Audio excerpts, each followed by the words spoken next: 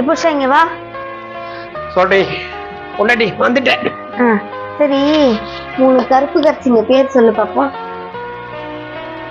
எனக்கு 3 கருப்பு கரிசி பொண்ணோட பத்தி பேர் தெரியாது. எனக்கு ஒரு பொண்ணு பேர் தான் தெரியும். யாரு?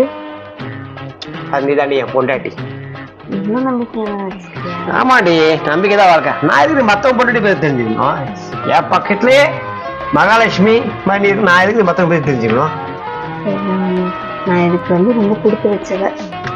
நம்ம 2 பேரும் கொடுத்து வச்சவங்க. எப்படி? நம்ம 2 பேரும் கொடுத்து வச்சா கடவுள் நம்ம 2 பேரும் ஒண்ணா சேர்த்திருக்காரு. உனக்கு நான், எனக்கு நீ. I love you.